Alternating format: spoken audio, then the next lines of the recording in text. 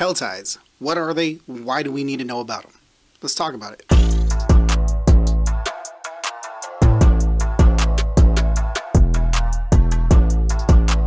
What up, y'all? It's your boy JKG. We're back on some Diablo 4 for you guys. Just like the intro said, Helltides, what are they and why do we care? Basically, it's going to be a spot here. You can kind of see it on the screen here. I'll zoom in on it, but you can kind of see it marked out in red. It's usually roughly two sub areas of the map that are going to be marked in red. And they could have, like this one here, they could actually have some Tree of Whispers events that are part of it as well, which is going to let you double dip on Helltides plus Tree of Whispers for XP and loot, which is going to be awesome. Helltides have a little bit higher density of enemies in the open world, so you're actually going to be able to kill more enemies, which is going to give you more XP and potential for more loot. So you're going to have that as well. And then they also have chests. There are chests like for, you know, helmets, chest pieces, gauntlets, boots, you know, whatever, weapons. There are going to be chests that are dedicated to those. They're roughly between like 50 and 75 cinders per chest, and then you're going to have some that are going to be like 175, and they're going to be mystery chests. Today in the Helltide there was 3. You can farm all 3. Once you kill one and you open the chest, it's grayed out. You can't go back to it until the next Helltide when it comes up. A good tool to know when the next Helltide is a website called helltides.com. So shout out to the maker of that website. I'm going to leave that in the pinned comment below. They actually do have a counter. So when you are looking for the Helltide, when the next Helltide comes, it's going to tell you how long until that is. So you can go off and, you know, run dungeons, run side missions, whatever, work on your renown, whatever you're going to do. You can do that until that timer kicks down. Once it hits 0, once the Helltide goes active, then what happens is it kind of works like Waze, the mobile application, where you kind of tell, you know, people will tell you there's an accident on the road ahead, things like that. It kind of works like that. Players will right away portal over to the area, go out, find the location of the big mystery chests, mark them on helltides.com so you know where to go. And it's a good resource. Have it up on a second screen and, you know, have it there. If you are a console player and you're not going to have a second screen, if you don't have like a laptop or a tablet, you know, bring out your phone, go to helltides.com, and it should work there for you as well. So you can use it as a tool for yourself. There is also another site. Let me grab the name of it. I'm looking at my Discord right now. It is going to be mapgenie.io. I'll link that in the pinned comment as well. Mapgenie.io is going to be an interactive map. It's going to tell you the locations of everything, but I don't believe it's going to tell you the locations of the mystery chests inside of the Helltide zone. Helltide zones are going to have a lot of events that you're going to be able to see, just like the normal yellow circle open events. They do cycle pretty quick. It feels like they cycle in and out a little bit quicker than the normal open world. Somebody that's better at math or you know, that wants to chart that, definitely let me know in the comments below. I'm very curious to see if there's any data to substantiate that. It just feels like I can, you know, come in, you know, help somebody with a random event, get out of the area, come right back a couple seconds later, and it's ready to go again for to start up.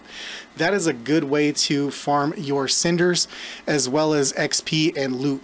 You potentially are going to be portaling back to town a lot to dump your bag. That's perfectly fine. What we're going to do, I'm going to just kind of hit play here. We're going to show what it's like. I'm going to bounce around through this B-roll footage that I took so you can kind of see myself portaling in. We started out in a party of 3. Our third person was having some computer issues, disconnecting and stuff.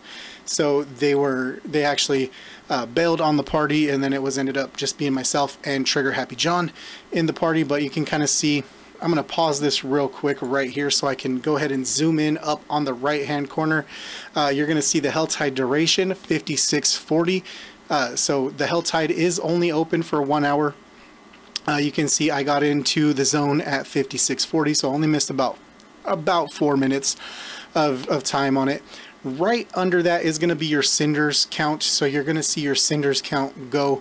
That is what you're going to need to unlock the chest, whether you're just going for like a chest piece chest or some pants or a weapon. You'll see the chest that you're looking for, open it with, you're going to want to farm that many cinders and open that chest. If you're going for the big mystery chest, which I do recommend doing, don't get me wrong, I 100% recommend doing that. In a situation like tonight where there were 3 of those mystery chests, you do have enough time, especially if you're in a party and you can kill things quickly. You do have plenty of time to farm all 3, unless you get sidetracked like we do. I'll kind of show that at the end, but you know, that's kind of what you're going to look for. You're going to see different events pop up under, you're probably very familiar with those. Normally just the world events and stuff like that, they're going to pop up under the map and show you where those are, and that's going to help you for like your tree of whispers and stuff like that. So let me jump forward here. I'm going to try to keep it quick here. You can kind of see we got a little mob. You can see how the cinders, you know, drop nice and quickly there for us. You can see the other stuff that we're getting, harvest the wetlands here for us. We're getting those other orbs. That's going towards my tree of whispers progression, which is going to be great loot because we get those chests and we get a ton of loot from those. Definitely hit all your ore veins. You're going to get your fiend roses are going to spawn out in the open world as well.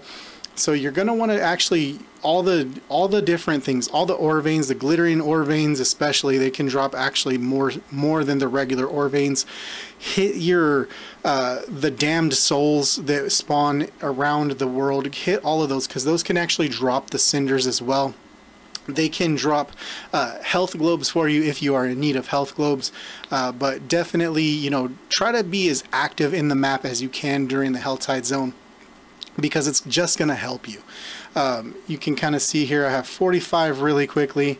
We'll jump forward a bit and you can kind of see 48. If you get a big group, you can actually get a lot of damage done and you can farm these really quick. One thing to worry about is these meteors. When they hit, they do hit hard. I did die due to one. I got frozen from an elite pack. It exploded and it froze me as I was frozen.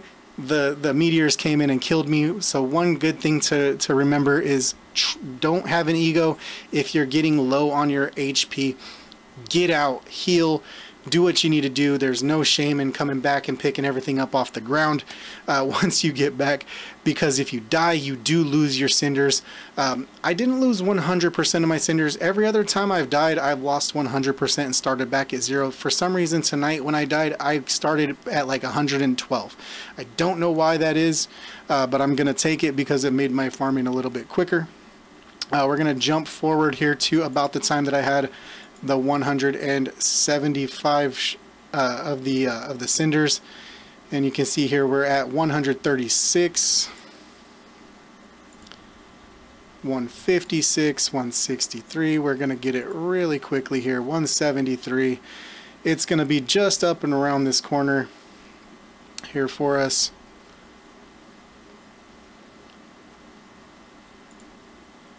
175. We're gonna let it roll out here and we'll pause it when we do go ahead and grab the actual loot, because that's gonna be the big thing that we're looking for.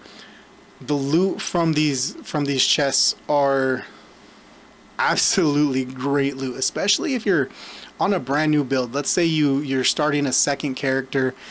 This is a good way to farm your aspects early, because you can skip the campaign, you can just cruise in, get a ton of these chests, and you know, get as many aspects as you can really fast. I'll show you what it looks like here. We'll pause it. We're gonna pause it right there. You can see 3 fiend rows, 4 Forgotten Souls, which are going to be massive for upgrading gear. That's going to be a really big choke point when you're upgrading your gear.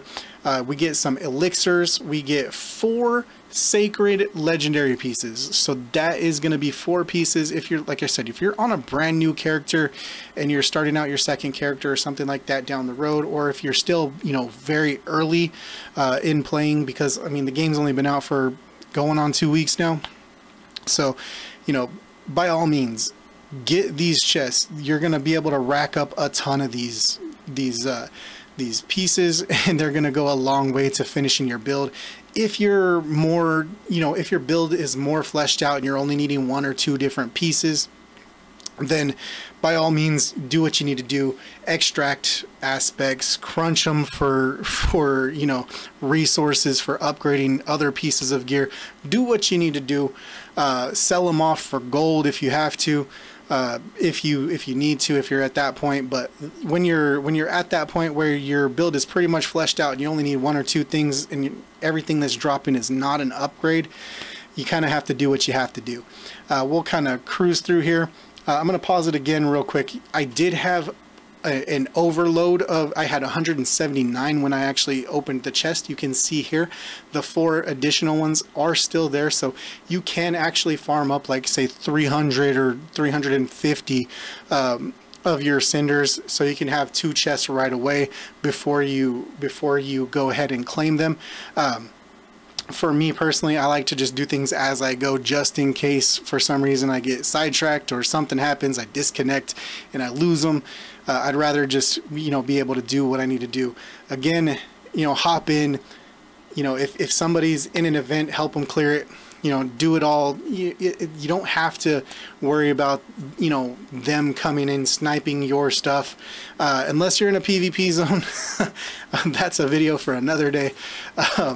But yeah, work together. We're all one big team out here in these Helltide zones, so the faster we all can kill stuff, the faster we can all farm this, get in, get our XP, do what we need to do. But so that's just kind of a little point there when you see these world events and stuff like that. I'm gonna bump it forward here pretty good. You can see 144, 169, we are 174. We are just about here with this particular one. You can see I'm, you know, finishing off this event here with my buddy Trigger Happy John, and you can see we are in a good spot here. Let's cruise over here,